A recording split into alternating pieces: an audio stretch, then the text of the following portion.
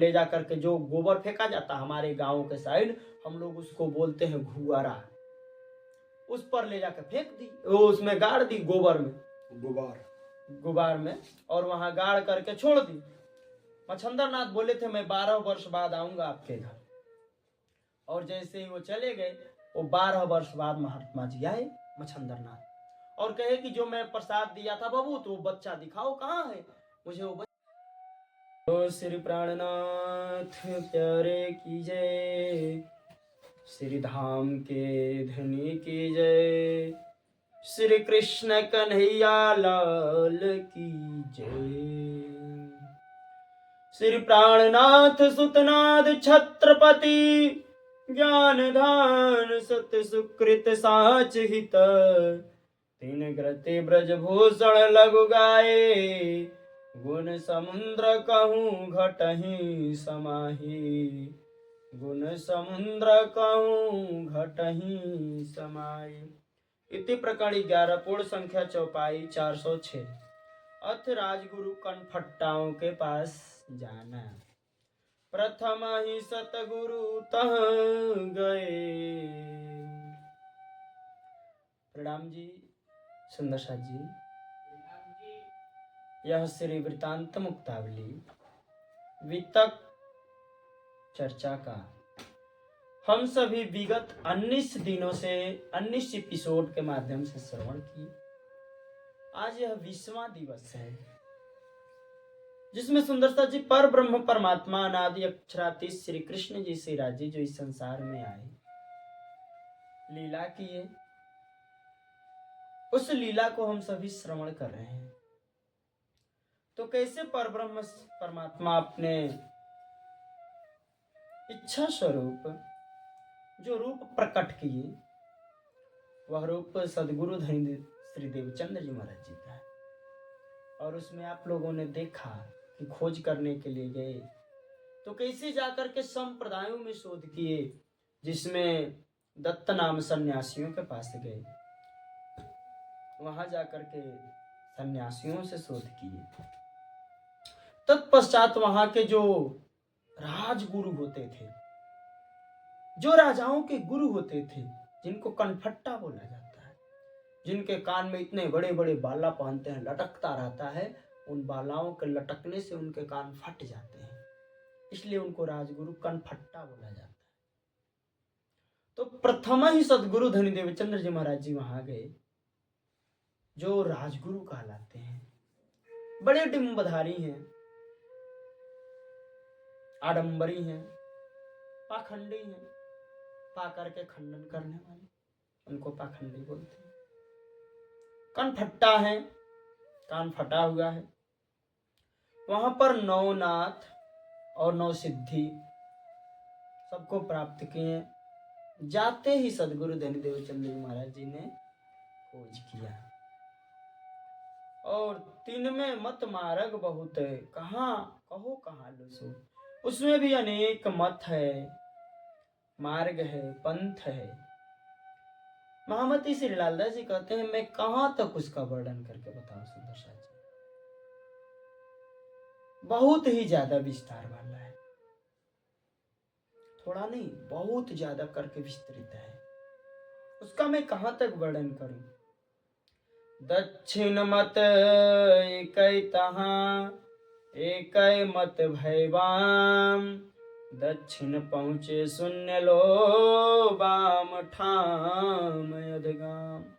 जो दक्षिण मार्ग वाले हैं, वहां पर कैसे वाम मार्गी चलता है, यह एक मार्ग है राजगुरु कनफट्टाओं में, जिनको वाम मार्गी बोला जाता है। यह दक्षिण मत के अनुसार शून्य तक पहुंचते हैं, वाम ठाम अधगाम, और उसका नाम है वाम संप्रदाय का। वाम मत बोलते हैं इसको, वाम संप्रदाय बोलते हैं। तो ये कैसे दक्षिण मत नवनाथ को सदगुरु खोजो, सो दक्षिण मत जो सन्यास का है, उसको सदगुरु धनी देवचंद्र जी महाराज जी बड़े अच्छे प्रकार से खोजे, शोध किए, जाकर के वहां देखे। तो वह सुनिए, पातांजल हित जोग अंग लक्ष्यो अष्ट विधि जोई। पातांजल जो पतंजलि ऋषि हुए, शेषनाई जिनको बोलते हैं, उनके जो कहे गए अष्टांग योग, 8 योग के बताए गए, यम नियम आसन प्राणायाम प्रत्याहार ध्यान धारणा और समाधि, इन अष्टांग योगों में जो मच्छंदर नाम के हुए, नाम मच्छंदर गोरखा चरपट अरु जालंधर, प्रभु सतगुरु इनसे मिले धरि बुवे निज अंग। तो मच्छंदर नाथ कहे गए, और मच्छंदर नाथ के ही शिष्य हुए गोरखनाथ। सुंदर साथ जी मैं आपको बताऊं, जो मच्छंदर नाथ थे यह बड़े ही सिद्ध पहुंचे हुए साधु से संत थे। तो एक दिन की बात है कि यह गए हुए थे कहीं घूमने नेपाल साहिब। वहां पर क्या था, एक दंपति रहते थे, पति पत्नी ब्राह्मण। उनके घर में कोई पुत्र नहीं था, कोई बालक नहीं था। तो उन्होंने क्या किया, वो आए और मच्छंदर नाथ जी से कहे, प्रभु मेरे ऊपर कृपा करो, मुझे एक पुत्र चाहिए। तो मच्छंदर नाथ ने उन पे कृपा करके क्या किया, भभूत बना करके दे दिया। और जब भभूत बना करके दे दिया तो उनकी जो पत्नी थी वो कही कि इतना मैं दवा खरा चुकी, औषधि करा चुकी, सबके पास जा चुकी, कुछ नहीं हुआ, तो भला राख खाने से क्या होने वाला है। तो उस पत्नी ने वो राख को खाया नहीं और ले जा करके, जो गोबर फेंका जाता हमारे गांव के साइड, हम लोग उसको बोलते हैं घुआरा, उस पर ले जाकर फेंक दी, वो उसमें गाड़ दी, गोबर में, गुबार में, और वहां गाड़ करके छोड़ दी। मच्छंदर नाथ बोले थे मैं 12 वर्ष बाद आऊंगा आपके घर। और जैसे ही वो चले गए, वो 12 वर्ष बाद महात्मा जी आए मच्छंदर नाथ, और कहे कि जो मैं प्रसाद दिया था बाबू, तो वो बच्चा दिखाओ कहाँ है, मुझे वो बच्चा चाहिए। बोले कि महाराज कुछ बच्चा वच्चा नहीं हुआ। बोले तुम झूठ बोल रही हो, ऐसा हो ही नहीं सकता कि मैं भभूत दूं और उससे बच्चा ना उत्पन्न हो। वो बड़े आश्चर्य बोले कि क्या किए थे, तो उसको याद है। बोली महाराज वो तो भभूत में गोबर में फेंक आई थी, गोबर में गाड़ दी थी जी, कहे जाओ गोबर में से जल्दी देख करके आओ। और जैसे ही गए महाराज, उस गोबर से निकाला तो वहीं पर वो प्रभु का नाम जप रहे थे गोरखनाथ। 12 वर्ष के बच्चा लड़का हो चुके थे और गोबर में बैठ करके नाम संकीर्तन कर रहे थे भगवान का। मच्छंदर नाथ ने कहा, आपने ये बालक आपको मैं नहीं दूंगा, अब अपने साथ ले जाता हूँ। कहे कि बालक तुम कहाँ रहना चाहोगे। बालक बोला, प्रभु जो दुनिया मेरे जन्म से पहले ही मेरा नहीं हुई, वो जन्म के बाद क्या मेरा होगी, इसलिए कृपा करके आप ही लेकर चलिए, मैं आप ही के साथ चलूंगा। इस प्रकार से गोरखनाथ जी को मच्छंदर नाथ अपने साथ ही लेकर के गए, और उन गोरखनाथ ने बहुत ही नाम कमाया, बहुत ही। उनका ही एक गोरक्षपीठ गोरखपुर में बना हुआ है सुंदर साथ जी सज्जन। तो यह नवनाथ के कैसे एक नाथ भी हैं गोरखनाथ जी। हमने बीच में आ गया प्रसंग, इसके लिए बता दिया सुंदर साथ जी, जिससे कोई संदेह न रहे। और चरपट हुए, जालंधर हुए, ये 4 लोग हो गए। प्रभु सदगुरु देवचंद जी महाराज जी इन लोगों के मत को मानने वालों से मिले, धरी भूवि पर निज अंग्र। और इस प्रकार से सदगुरु देवचंद जी महाराज जी उनके स्थान पर भी जाके अपने पावन चरण कमल रखे कच्छ देश में। 300 जिज्ञासा करे पूछो निज कल्याण। सदगुरु धनी देवचंद जी महाराज जी उनके भी पास जाकर के जिज्ञासा किए, इच्छा की ब्रह्म को जानने की कि ब्रह्म को कैसे प्राप्त किया जा सकता है, मेरी आत्मा का कल्याण कैसे हो सकता है, कहाँ बद्ध कहाँ मोक्ष है, मोसो कहिए गान। कहाँ बद्ध है, कहाँ बंधन है, और कहाँ पर मोक्ष है, यह ज्ञान आप हमसे कहिए।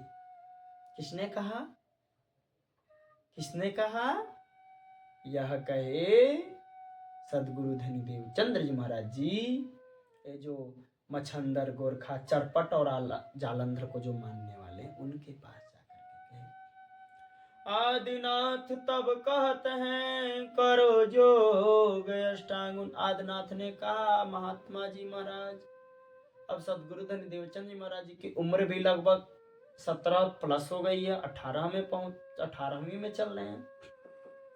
उन्होंने कहा कि आप अष्टांग योग करो। पतंजल हित का शेष मत है, उसके प्रसंग के अनुसार चलो। तब सतगुरु कहे नाथ प्रत्येक कहो जोग मत ज्ञान। सतगुरु धनदेव चंद जी महाराज जी कहे नाथों से कि जो योग का ज्ञान है उसको हमें बताइए, कैसे किया जाता है, फिर मैं करूंगा। जय विधि भाषो से सजू सो सबे कहो प्रमाण। जिस प्रकार से शेष मत वाले पातंजल लोगों ने कहा, वह ब्रजभूषण जी कहते हैं कि मैं सब आपको बताने जा रहा हूं। आदिनाथ तब यही कही करो जोग अष्टांग। आदिनाथ ने यह कहा कि आप अष्टांग योग करो। सतगुरु नाथ से कही कि वह जोग का प्रसंग बताइए।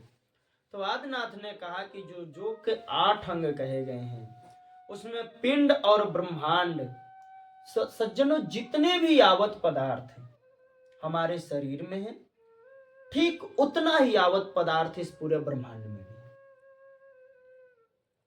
हमारे रोम रोम,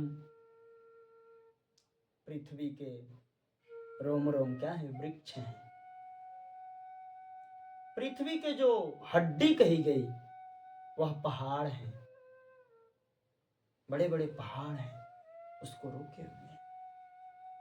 उसकी जो नाड़ियां कही गई पृथ्वी के, हमारे अंदर खून बहती है, वह पृथ्वी का नाड़ी है, नदियां नाड़ी है उसकी। नदी पर्वत वृक्ष के बिना पृथ्वी सुनी है, इसका श्रृंगार अधूरा है, यह श्रृंगार है उसका। वसुंधरा यही श्रृंगार सजती है। तो इस श्रृंगार को हमें तोड़ना नहीं चाहिए, इस श्रृंगार को और सजाना चाहिए, वृक्ष लगाना चाहिए, जगह जगह जलाशय बनवाना चाहिए। यह पृथ्वी का धरा का श्रृंगार है। तो जितने भी पदार्थ इस पिंड में है उतने ही पदार्थ ब्रह्मांड में भी है। पृथ्वी जल अग्नि वायु यह मिलकर के हमारा शरीर बना है, वही 5 तत्व मिलकर के पूरा ब्रह्मांड बना है। और सबसे अधिक पृथ्वी पर यदि किसी की मात्रा है तो वह पानी की है, और हमारे शरीर में भी सबसे अधिक मात्रा पानी की है। इस प्रकार से पूरा पृथ्वी बना हुआ है, ब्रह्मांड बना हुआ है। नाथ ने यह कहा, और क्या कहा, प्रथम अंग यम योग ने दूसरो अंग। प्रथम जो है अष्टांग योग का वह यम, दूसरा नियम, तीसरा आसन। इसका बहुत कठिन प्रसंग है। आसन अनेक प्रकार की आसन होती है, पद्मासन, कमलासन, सुखासन, व्योमासन, उत्पादासन, ऐसे बहुत आसन होते हैं सुंदर। उन आसनों को जीत करके अपना अधिकार जमाना, यह योगियों के, संतों के वश में होता है। और जो चौथा कहा गया वो प्राणायाम है, 5वां प्रत्याहार है, 6वां ध्यान धारण कहा गया है, 7वां ध्यान कहा गया है, और 8वां समाधि कहा गया है। समाधि सबसे उत्तम उत्कृष्ट अवस्था है, और इनके भी उप और हैं, 6 और हैं, खट उप हैं जिसको उप बोलते हैं। उनकी भी विधि सुनिए। जो कहा गया है सम, दम, उपरिति, तितिक्षा, समाधान और विश्वास, ये 6 अंग और वर्णन किए गए। प्रथम अंग जो योग के हैं, जिनके हृदय से प्रकाश हो जाता है यम से, जो नर मुक्ति को चाहता है वह इन 14 नियमों का, एक किसके अनुसार सज्जनों, ये मेरे अनुसार और निजानंद संप्रदाय के अनुसार नहीं है, यह राजगुरु कनफट्टाओं के अनुसार, योगियों के अनुसार है कि जो मुक्ति को चाहता है वह इन 8 और 6 14 अंगों का नियमों का पालन करे, तो वह भवसागर से पार हो जाएगा, सिंधु से पार हो जाएगा। यह श्रुतियों का प्रसंग है, ऐसा श्रुति बोलते हैं। आदिनाथ का यह उपदेश सुन करके कहो योग सब हेत, सब योग का नियम सुने। सो सतगुरु विधि सो करो पातंजल मत जोत। उस सब नियमों को सदगुरु धनदेव चंद महाराज जी अच्छे से किए, जितने भी पातंजल के मत के जो मानने वाले हैं। जोग अंग जम प्रथम है किन्हो द्वय विधि सोई। योग जो है यम, इस यम के भी 2 प्रकार के कहे गए हैं। एक में 10 मत कहे गए, एक में 12 कहे गए। एक को कृष्ण द्वापायन ने लिखा हुआ है, कृष्ण कथित जो भगवान कृष्ण ने गीता के अंतर्गत कहा गया है योग के नियम, और एक शेष जो पतंजल के मत हैं उनके अनुसार। इस प्रकार से सुंदर साथ जी यह वर्णन है। हम सभी लोग इसको आगे के वीडियो के माध्यम से श्रवण करेंगे। और श्री महामती श्री प्राणनाथ जी की जो महामती प्राणनाथ जी को नहीं, सुंदर साथ जी जो श्री महाराज जी हैं, महामती श्री प्राणनाथ जी हैं, वही बैठ करके सदगुरु धनी देवचंद्र जी महाराज जी का अंदर वर्णन कर रहे हैं या प्राणनाथ जी। और वही प्राणनाथ जी जब 5वें स्वरूप में आए, जिनको महामती श्री प्राणनाथ जी कहा गया, उनकी कीर्ति चरित्र ऐसे सदगुरु धनी देवचंद्र जी प्राणनाथ जी की कीर्ति विशाल है, महान है। उनका वर्णन कहाँ तक किया जाए। ऐसे जग के पालन करने वाले, दुखों को हरने वाले जो सदगुरु धनी देवचंद्र जी महाराज जी का वर्णन है, उनके स्वरूप को महाराजा छत्रसाल जी सुने और वह ब्रजभूषण जी महाराज को बताए। और हम सभी इसी वृतांत के अंतर्गत यह सभी श्रवण कर रहे हैं सुंदर साथ जी। तो नित्य प्रति आप बने रहिए YouTube चैनल पे, और वीडियो देखने के साथ साथ कृपया करके चैनल को सब्सक्राइब कीजिए, वीडियो को लाइक कीजिए और कमेंट करना न भूलिए। बोलो श्री प्राणनाथ प्यारे की जय, श्री धाम के धनी की जय। प्रणाम जी सुंदर साथ जी।